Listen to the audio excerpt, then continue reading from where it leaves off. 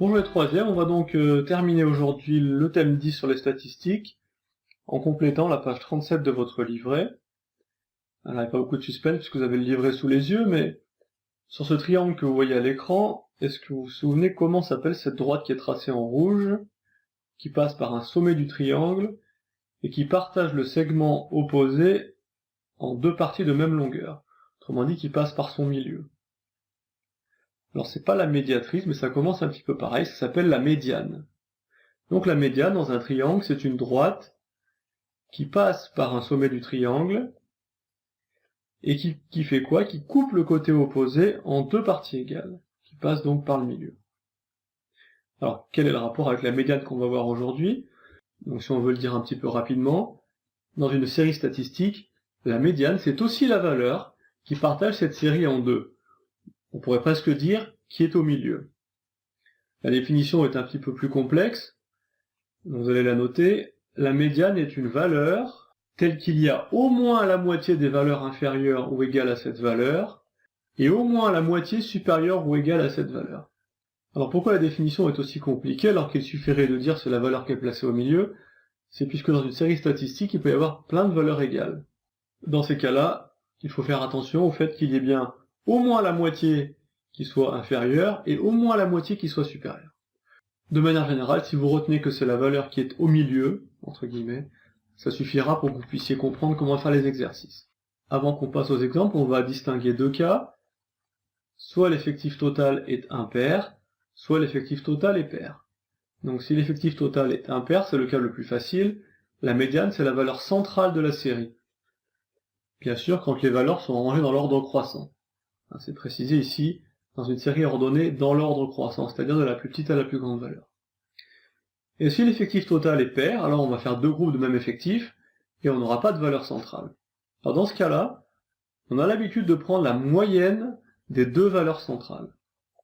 Mais dans l'absolu, n'importe quelle valeur entre ces deux valeurs centrales peut convenir. Bien sûr, dans ces cas-là, la médiane n'est pas une valeur de la série. Alors tout ça doit vous paraître bien obscur. J'espère que quand on aura fait ces deux petits exemples, ça sera plus clair. Alors, premier exemple. Voilà la série. Peu importe de savoir ce que c'est, si c'est des âges, des tailles, des poids, peu importe, c'est une série de nombres. 25, 54, 34, 32, 63, 21 et 12. Donc quand on vous demande de calculer la médiane, la première chose à faire, c'est de remettre les valeurs dans l'ordre croissant. Donc ça, vous savez faire. On classe les valeurs, donc de la plus petite à la plus grande, 12, 21, 25, 32, 34, 54, 63.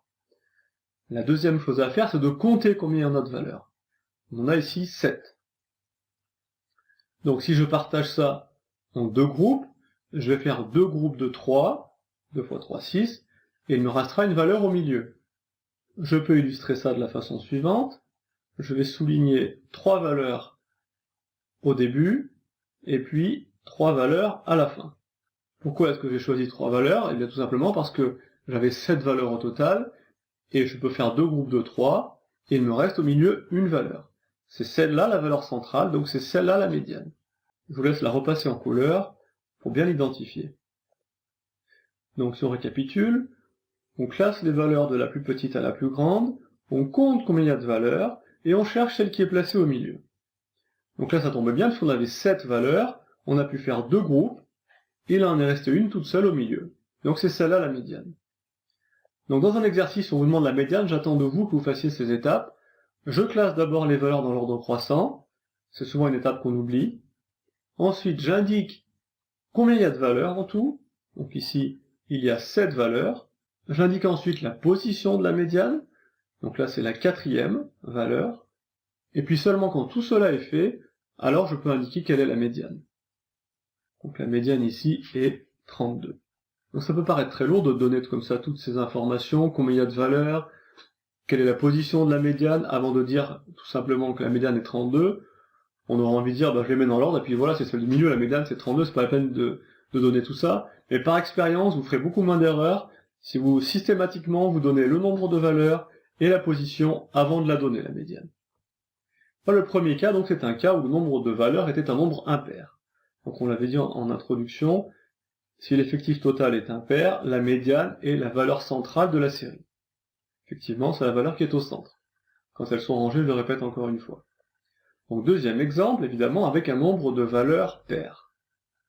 Donc au départ, c'est la même chose. Je dois d'abord les ranger dans l'ordre croissant. Donc 3, 9, 21, 40, 45, 69, 71 et 90. Je vais donc faire comme dans l'exemple précédent, je vais essayer de faire deux groupes. Le problème, c'est que j'ai 8 valeurs, et donc je vais faire un premier groupe de 4, un deuxième groupe de 4, mais qu'est-ce que j'ai entre les deux? Eh bien rien du tout, puisque j'ai un nombre pair de valeurs, quand je fais deux groupes, eh bien j'ai aucune valeur centrale. Donc je reviens un petit peu à la définition, qu'est-ce qu'on avait dit? On avait dit la médiane est la moyenne des deux valeurs centrales. Alors qu'est-ce que c'est les deux valeurs centrales? Eh bien c'est la dernière du premier groupe et la première du deuxième groupe.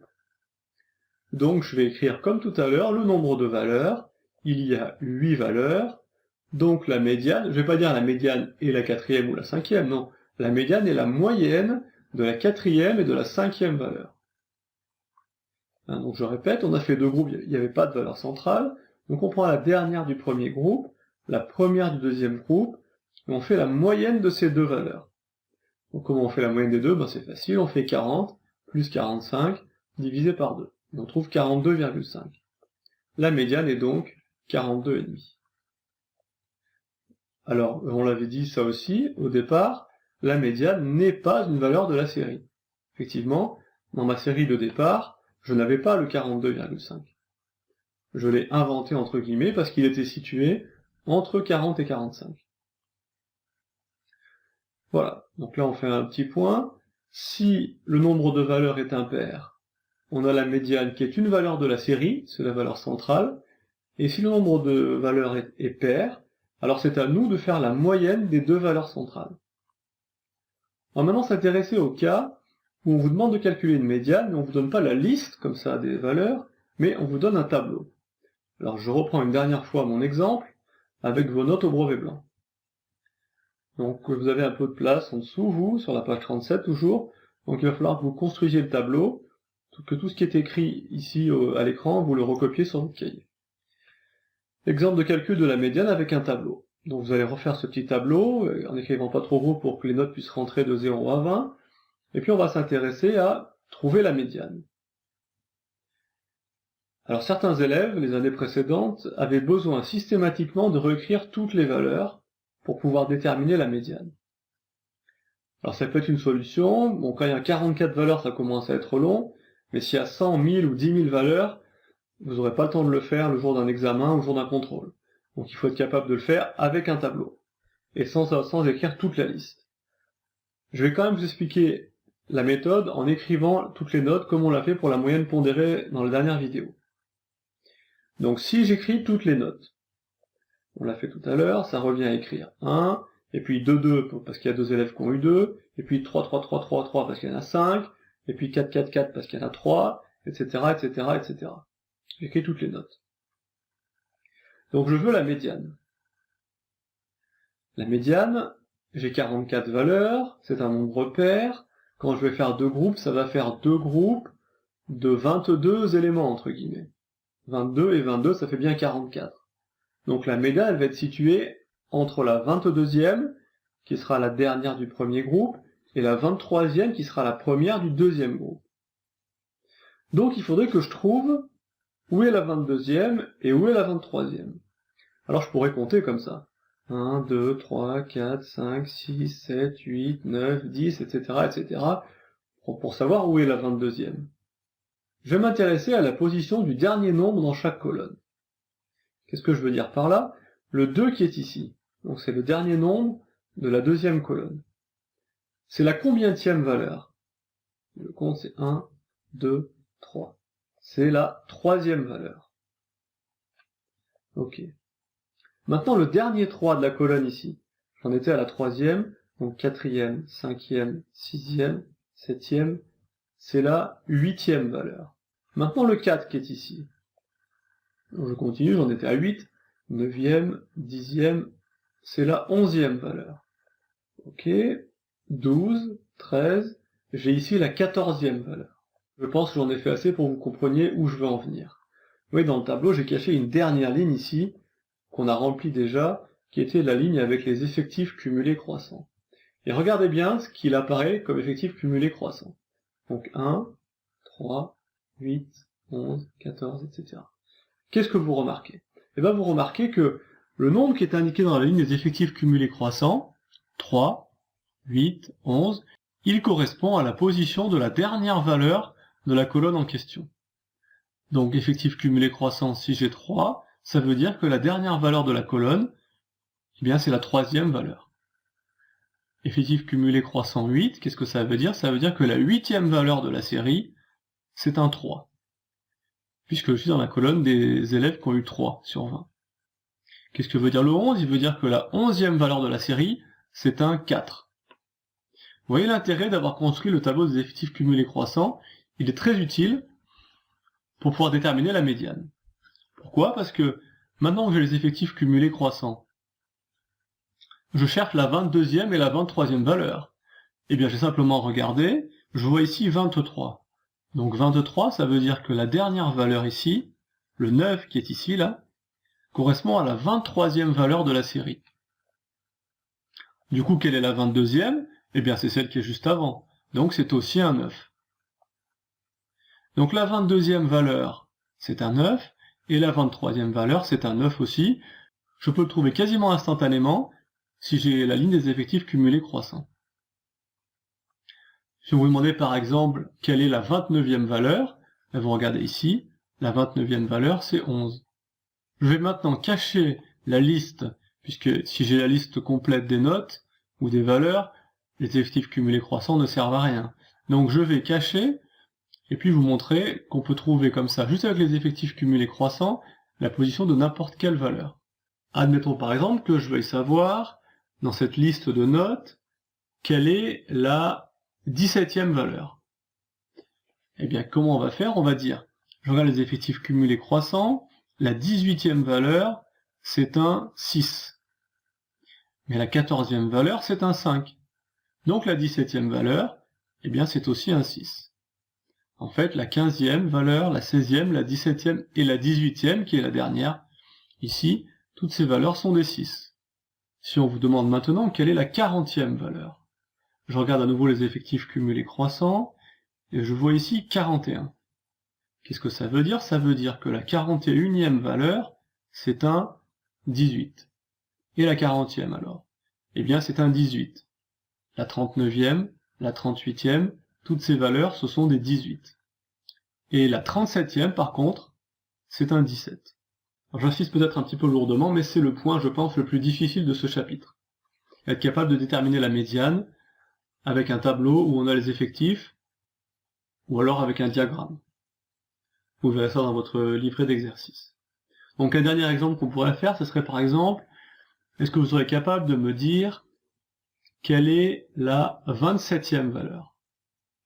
Alors la 27e valeur, de la même façon, je vais regarder les effectifs cumulés croissants, et j'ai ici 28. Ce qui veut dire quoi? Que la 28e valeur, c'est un 10.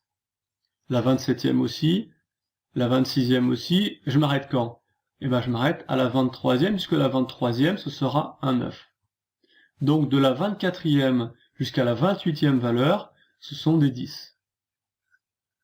On va écrire un petit peu maintenant ce qu'on a expliqué oralement.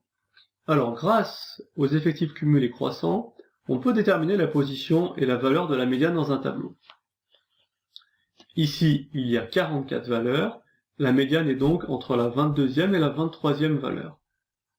Dans le tableau, on voit que la 23e valeur est un 9, ainsi que la 22e, et également la 21e.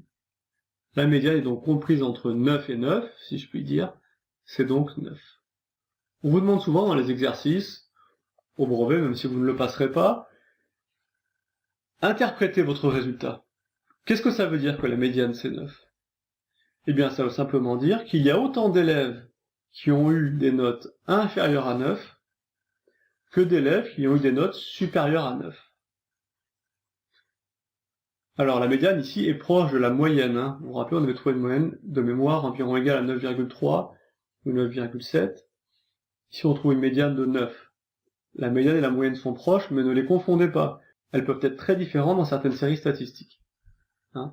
La moyenne, pour rappel, on additionne toutes les notes et on divise par le nombre de notes, alors que la médiane nous donne juste la note, si c'est des notes évidemment, telle qu'il y a autant d'élèves qui ont des notes inférieures que d'élèves qui ont des notes supérieures.